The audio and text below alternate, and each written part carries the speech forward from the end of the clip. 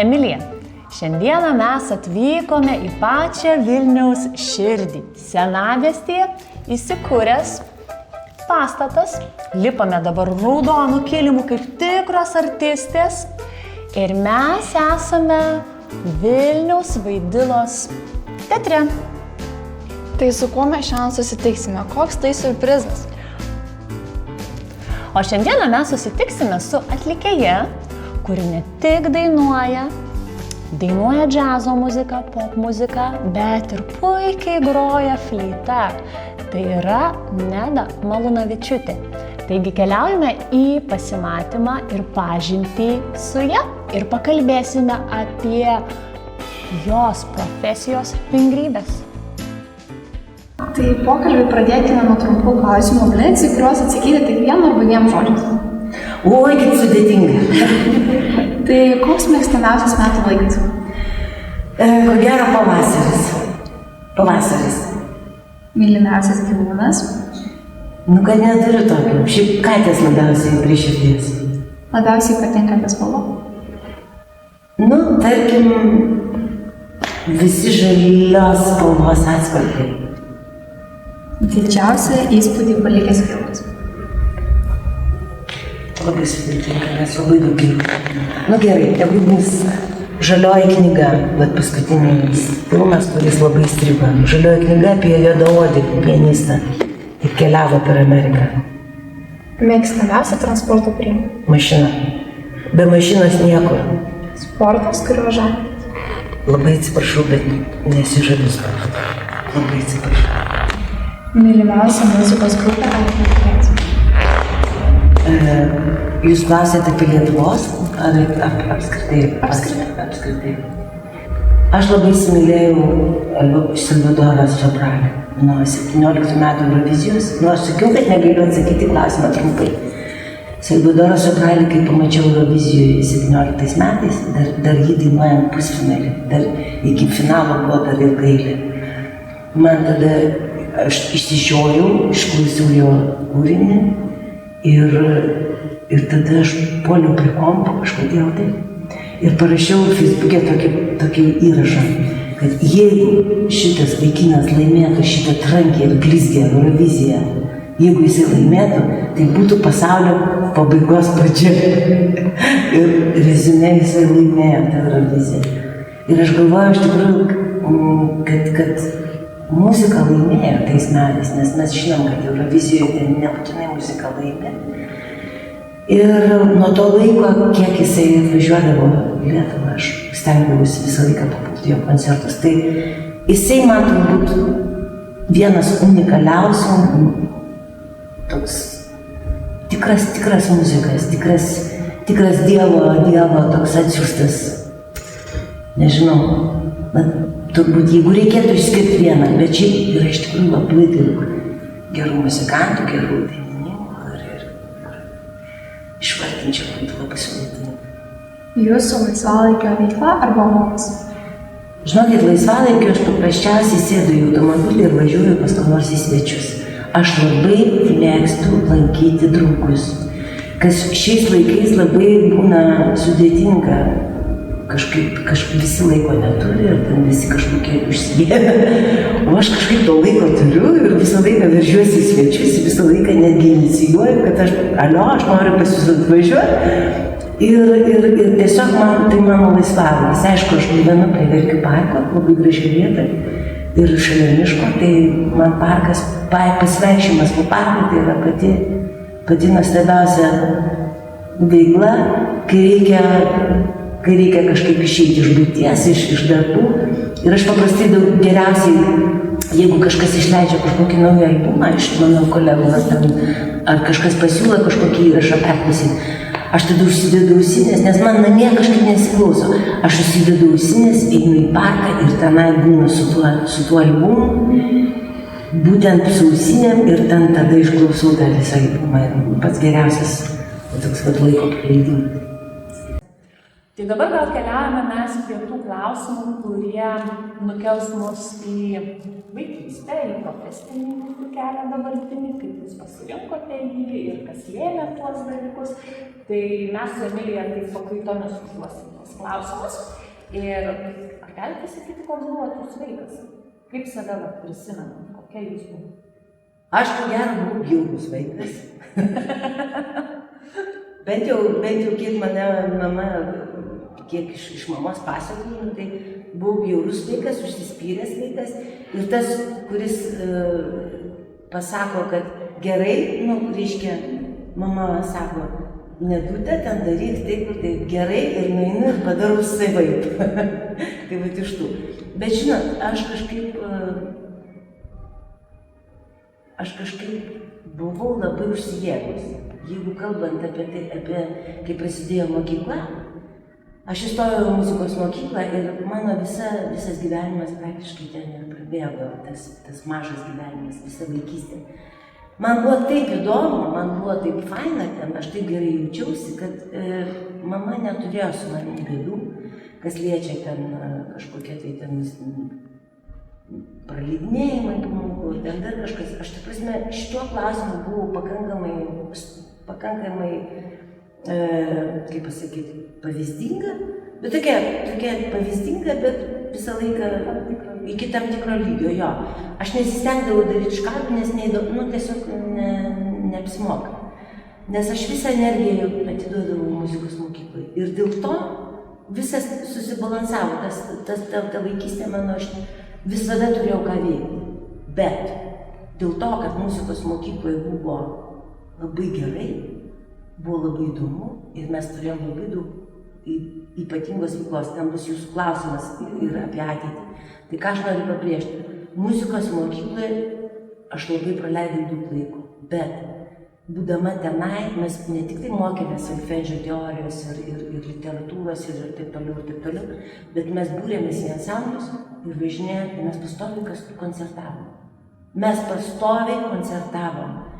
Ir kai tu vaikas esi ir tu jau lipi į sceną ir koncertuoji, tai tu visai kitokią prasmę matai. Tu jau praktiškai nuo mažų dienų susipažįsti, kas tai yra scena. Kas tai yra scena, kas tai yra, ką reiškia groti publikai. Ir taip, visi šitie reikalingi dalykai mūsų profesijoje, aš nuo pat mažų dienų jau tai kalbu. Ir kai tu realizuoji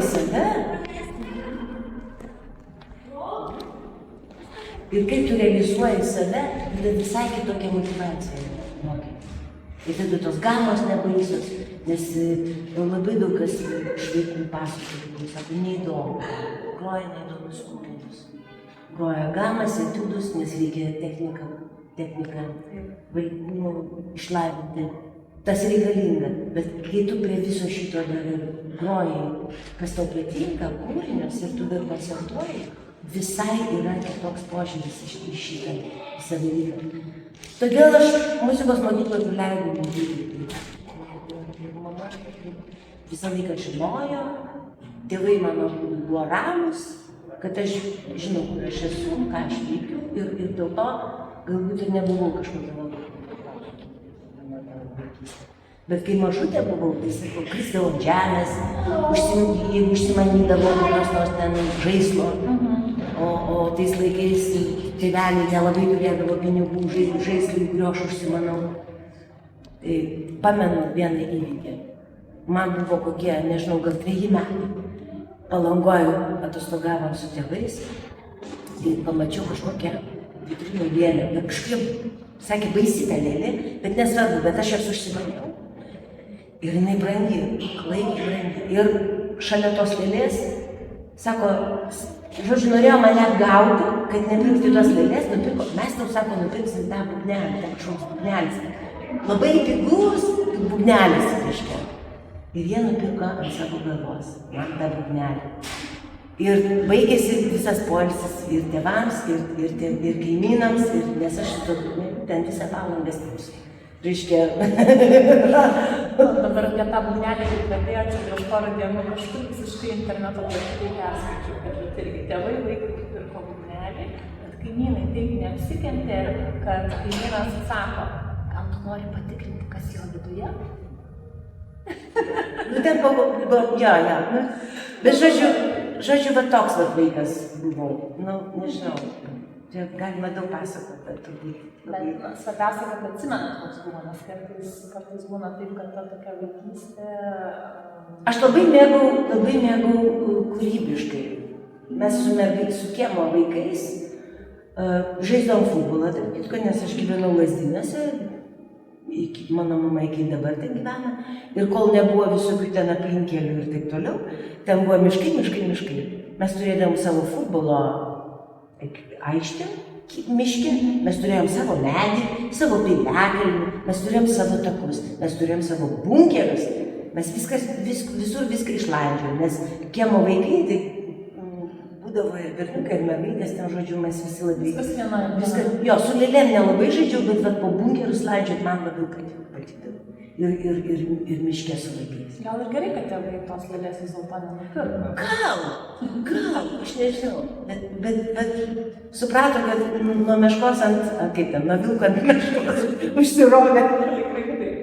Gerai, Emilija, dabar kaip mokinėti ir apie mokyklą paklausti? Aha. Tai ar mokykloje žinojote, ko norite tapti? Jo, aš jau darželį būdama jau pastebėjau, reiškia, kad aš ten dainuojant ir taip toliau. Aš labai artistiška buvau, tiesiog tokia, visa, žinot, kaip kartais vaikuose matosi. Ten 3 metų vaikas jau net išstovėsinas, iš kažkokio ten elgesio jau tu nu čia tai jau bus artistas.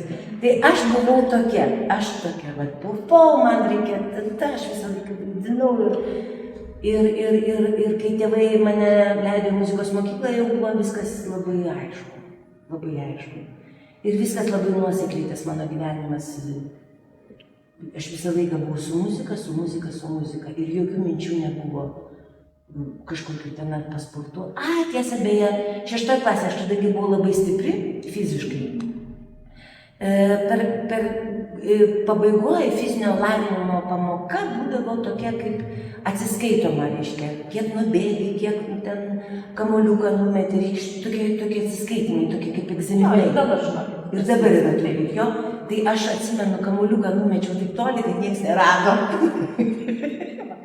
Ir ten vaikščiojo treneriai, ieškojo būsimų klientų. Ir rutulio stūmimo treneris nusižiūrėjo. Jis pakvietė mane, aš labai taip pakankamai noriai nuėjau tas treniruotis, bet mano karjera tęsiasi 2 savaitės ir aš supratau, kad tai ne mano. Bet aš tikrai, jeigu būčiau ten tą rutulio stūmimą toliau vyščius, gal ir būtų kažkas. Aš išvis buvau labai stipri. Jokių sporto būrelių nelankiau, bet visas rungtis aš nurungdavau. Aš tiesiog buvau fiziškai labai stipri, labai mėgdavau slidinėti su tėvais, nes vėlgi šalia miškai ir mes ištisai visos žiemomis dar būdavo sniego. Ir mes labai daug slidinėjom. Ir kažkaip fiziškai, bet ta muzika, sakau, visą laiką labai nuosekliai, aš visą laiką žinojau, kas po to, kas sekantis, koks etapas.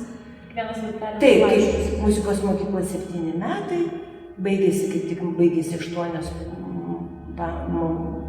metai mokyklai, po 8 laikais, po 8 klasių, tu jau pasirenki profesiją arba toliau mokais mokyklą.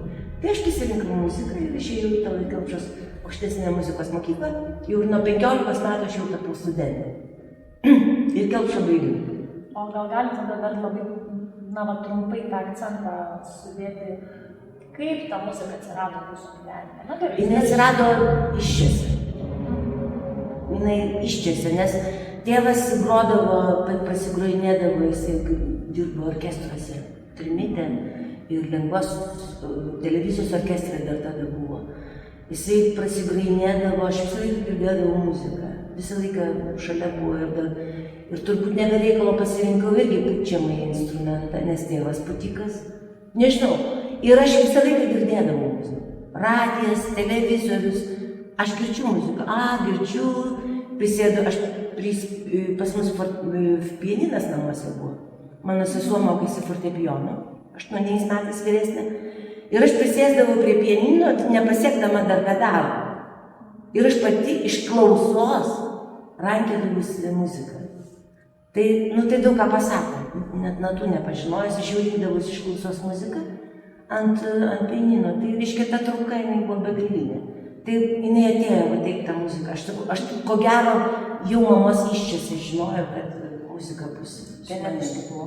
Nebuvo jokio tokio punkšt, aš noriu būti muzikantė.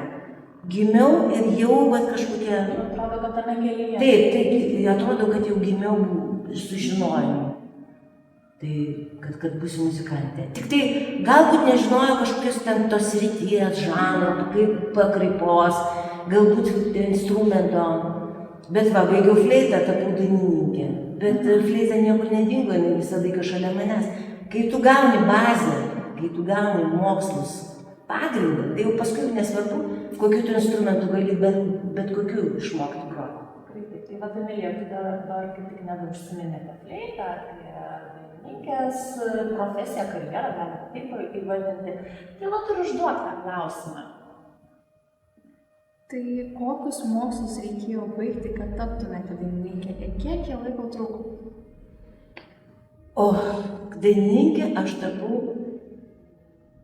jau taip sąmoningai supratau, kad aš noriu ją būti, tai jau kokių 21 jau sūnų buvau pagimdžius. Tada kažkaip organizmas jisai pats susidėliojo. Sako, po gimdymo kažkas įvyksta pas moteris. Aš iki to dainuodavau, bet dainuodavau labai nedaug ir daugiau instrumentinę muziką, daugiau instrumentiškai. Nes kadangi dalyvaudavau ansambliuose, kur grodavau fleitą ir balsu, tą darydavau, bet ne konkrečias dainas, bet balsas eidavo kaip instrumentas. Reiškia, aš jį po truputėlį pradėjau valdyti, bet tai nebuvo sunku padaryti, todėl kad pagrindas dainavimo yra kvėpavimas. O kadangi aš jau nuo pat 1 klasės išmokau kvėpuoti, kadangi esu putikė instrumentą kai valdai, tai tie dalykai jau man buvo žinomi. Dainininkui reikalingas kvėpavimas. Dainuoti praktiškai manęs nemokė niekas. Aš viską susiradau pati. Bet kai tu esi muzikantas, tai nėra sudėtinga tą padaryti. Mes jokių YouTube'ų neturėjom, jokių interneto, reiškia, bet tavo organizmas jisai pats žinojo. Vyko tik tai kažkoks ieškojimas spalvų savaime per balsą. O visas aparatas, visa diafragma, kvėpavimas jau buvo praktiškai paruošti. Ir čia yra labai svarbu. Nes pradėti dainuoti reikia ne nuo fotosesijos ir ne nuo to, kaip tu nori gražiai atrodyti ant scenos, o nuo kvėpavimo pratimų. Aš galvočiau, kad tai. Taip, pritarčiau ir aš. O dabar kalbant apie dainas, jūs jas kuriate? Ne. Aš žinokit, visą gyvenimą grojau ir dainavau kažkieno muziką. Bet matyt, labai daug dainų yra parašyta specialiai man. Aš dabar su šita programa ir koncertuoju, labai asmeniškos dainos. Tai, žinot, labai daug kas tapatina mane su tom dainom. Todėl jie galvoja netgi, kad tai yra mano dainos parašytos. O iš tikrųjų tai yra pačių skirtingiausių kompozitorių dainos. Aš matot, esu džiazo žmogus. Aš esu džiazo žmogus ir aš įpratus improvizuoti.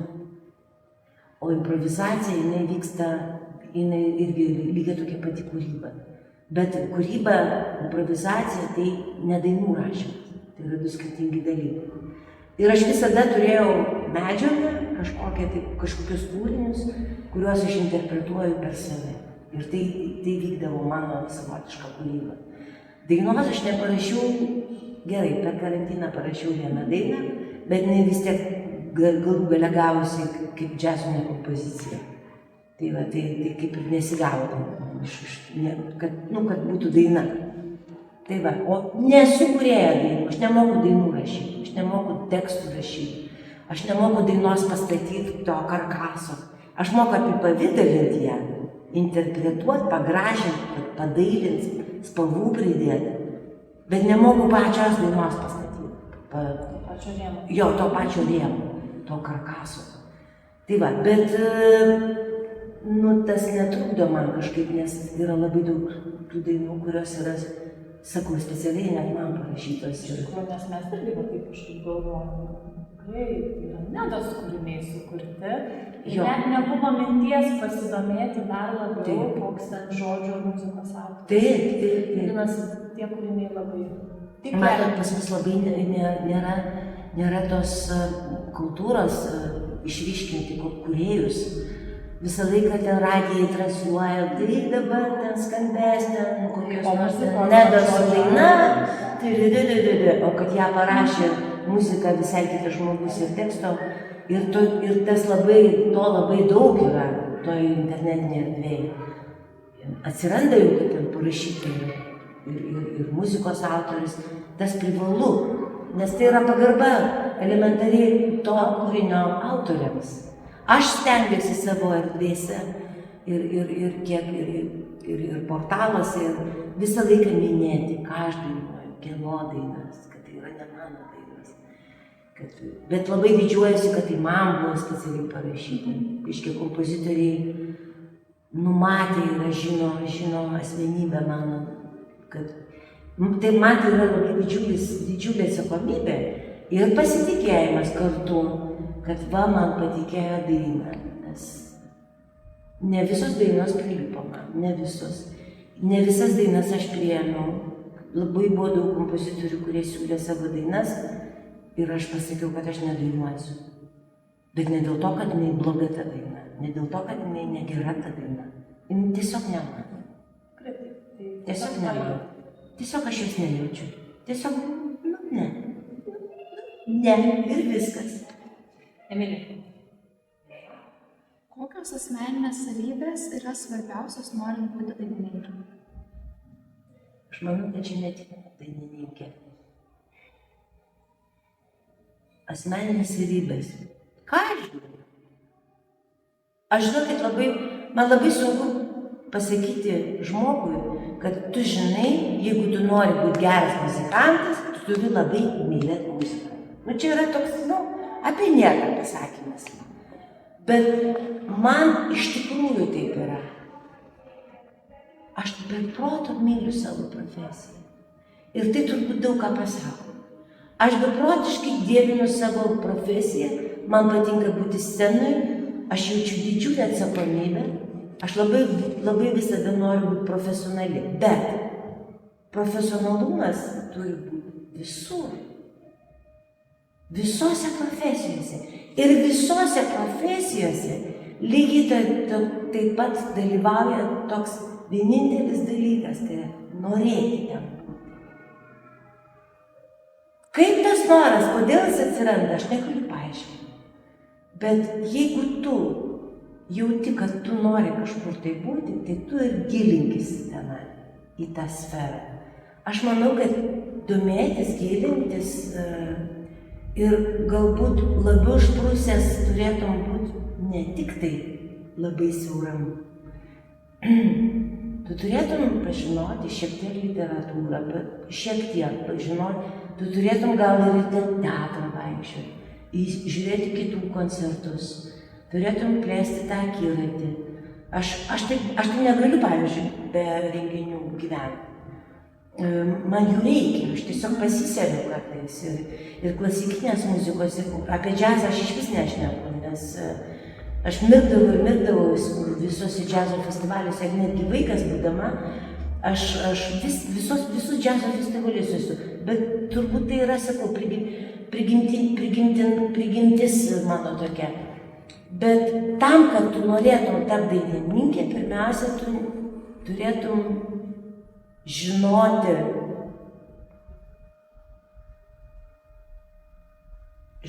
ką tu nori. Kokia tau muzika tinka, kokia tau muzika patinka, koks žanras yra pavaldus tavo galimybėms. Ir aišku, lavinti techniką balso, nes balsas lygiai toks pats instrumentas, kuris turi atmintį raumenų. Tai kadangi aš labai daug koncertuoju, tai ta atmintis jau yra išvystyta.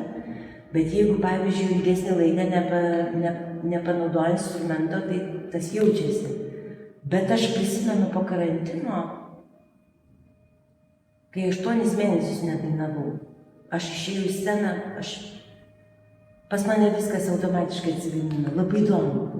Tai va aš nežinau, visą laiką turbūt reikalinga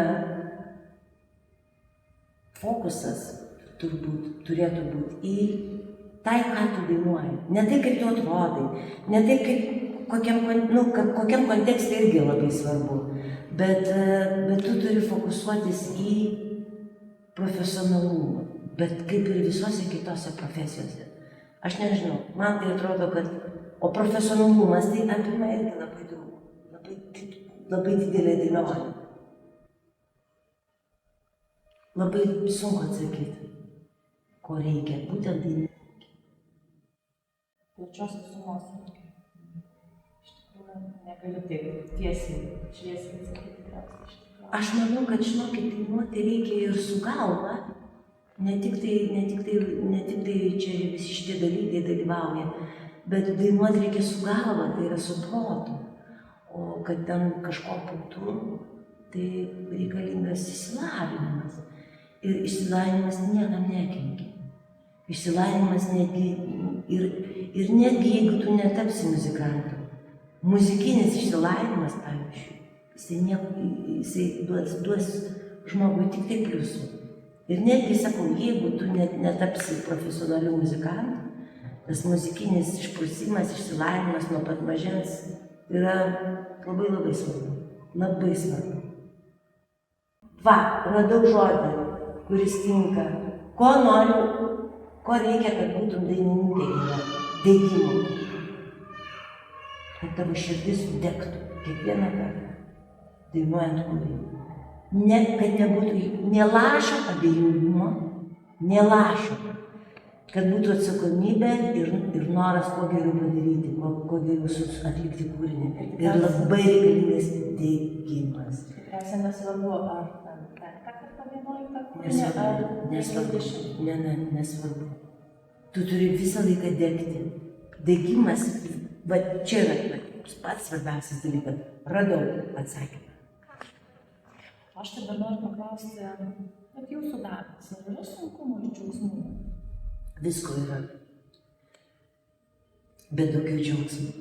Matot, daugelis atlikėjų kartais pasakoja tokias istorijas, kaip jie ruošiasi koncertui ir koncertas įvyksta koks nors labai didelis.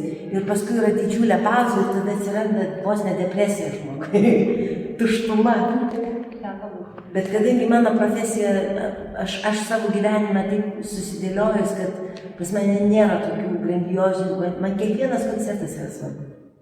Ir kai jie yra pastoviai, reguliariai, kai jų nėra labai daug, nes kai yra konvejeris jau koncertų, tai irgi tu negali visą laiką degti. Koncerte tu turi degti, bet jeigu tu degsi kiekvieną kartą tai gali užsidirbti. O tai taip ir yra, perdegimai yra dabar toks žodis. Arba randi jau kolega atsiunčia nuotrauką palašėlinę, nu va, gyvenimas mane sustabdė, iš ligoninės nuotrauką. Tai va, aš kalbu apie tai, kad saikingas darbo grafikas, tu turi pats dalyvauti šitame procese, tu turi pats dėlioti ne po 7 koncertus į savaitę, o po 1, bet gerą ir jam gerai pasiruošti ir jo laukti ir ten degti. Tai koks buvo klausimas? Tai ar sunkumai, ar džiaugsmai? Sunkumai, va, matai, kaip aš kartais nuklystu.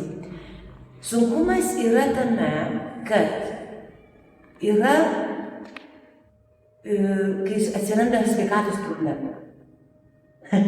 Mūsų profesijai tu neturi teisės sirgti, nes tada atsišaukia koncertas, tu negali sirgti. Ir pavyzdžiui, jeigu tu dalyvauji projekte, kur dalyvauja žmonių, jeigu tu pasakysi, žinot, aš šiandien sergu, man šiandien temperatūra, tai sakys, ne, mes be tavęs neišsimes, sugrius, viskas sugrius. Tai tu esi priverstas kartais dirbti, groti, dainuoti su temperatūra, arba su skaudančia galva, arba ką tik palaidojus tėtį. Aš taip ir buvo. Tėtis mano numirė. Aš kitą dieną dalyvavau filmavime vieno televizinio kanalo sezono atidarime. Ar uždarime, neprisimenu. O dar kitą dieną aš koncertavau, tik tai visą laimę, kad buvo liūdnas dainas. Pristatinėjo Andrius Kulikauskas savo DVD. Ir aš ten dainavau, ką tik palaidojus tėtį. Tai va, žinot, šitie dalykai tavo gyvenime asmeninės bėdos, nelaimės, jos neturi matytis. Tai va čia yra kartais sunku susitaikyti. Bet tai yra toks kaip ir didelis atsakomybės jausmas, ne tik už save, bet ir už kitus. Tai be abejo, tu negali pavesti dėl savo asmeninių nelaimių ir kažkokių, tu negali padėti kitų žmonių. Taip, bet, žinot, mano profesijoje tikrai aš supratau vieną dalyką, kad labai vienas svarbiausių dalykų tavo veikloj muzikiniai yra tavo scenos partneriai. Jeigu man būdavo taip, kad mane pakviečia kažkokį vienkartinį projektą, kuriame ten kelios repeticijos ir koncertas, ir tu pakliūni į kolektyvą, su kuriuo neužsimezga ryšys, arba nėra tos chemijos. Ir nėra nei muzikų, reiškia, mūsų skirtingi požiūriai į tą patį dalyką, skirtingi požiūriai ir neįvyksta chemija. Ir va tada buvo tokių koncertų, kai aš nulipus po tokio koncerto, nulipus nuo scenos, ašaros kaip upos byrėjo ne dėl to, kad aš blogai sudainavau, bet todėl, kad už nugaros buvo didžiulis būrys muzikantų ir jie buvo abejingi. Jie nedegė. Jie nedegė. Ir aš su tuo jausmu nulipau nuo scenos ir aš ėjau gatvę ir verkiau va tokiom ašarom. Tai va, įsivaizduot, čia yra vienas iš tų momentų, kada man buvo baisiai liūdna dėl savo profesijos. Kai tu patenki į abejingų žmonių grupę, kurie yra nesvarbu, ką jie daro ant scenos, o jūs vis tiek turėti bendrą rezultatą. Bet tad tu esi laimingas tik tiek, kad tu jiems pasakai visų gero ir tu nebedirbi. Taip, nebesitėsi kelias. Bet kai yra scenos partneriai, su kuriais tu absoliučiai sutampi, tai yra vienas iš tokių partnerių, tarkim, Vytautas Labutis, saksofonistas. Virš 30 metų mes grojam kartu, visuose skirtingose projektuose dalyvaujam kartu ir iki šiol grojam, todėl kad mes kalbam vieną tą pačią kalbą muzikinę, jaučiam panašiai ir požiūriai sutampa. Netgi požiūriai sutampa į gyvenimą, į ištikimybę, į draugystę ir į kitus dalykus. Sutampa požiūriai. Su tokiais partneriais labai lengva dirbti. Tikriausiai iš pusės žvilgsnio arba įkvėpimo. Taip, iš pusės žvilgsnio. Taip, va būtent. Ir Richardas Banys, mano partneris, su kuriuo mes jau 10 metų grojam, tai kaip buvo, kaip aš jį pamačiau. Aš jį pamačiau visiškai netikėtai festivalyje. Jisai pagrojo labai trumpą solo ir aš iš to kelių minučių solo supratau, kad aš noriu su šitų muzikantų. Aš supratau, nes aš jame pamačiau degimą visų pirma. Aš pamačiau ir kai pradėjom bendrauti, aš supratau, koks yra požiūris į muziką.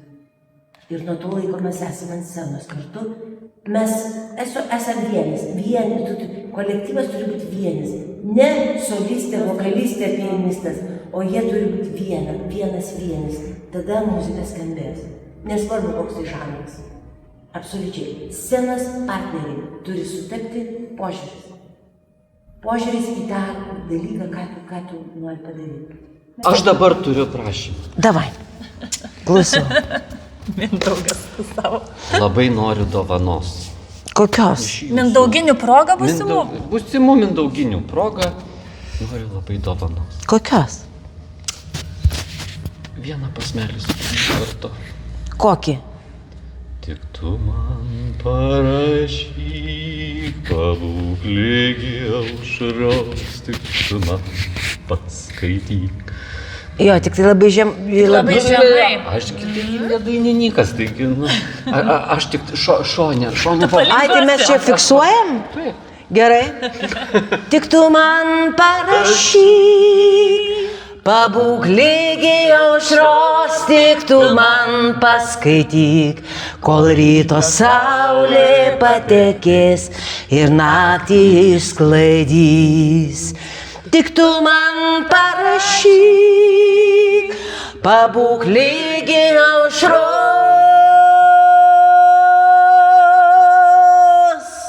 tik tu man paskaityk, kol ryto saulė patekės ir naktį, naktį, naktį, naktį, naktį, naktį išsklaidės.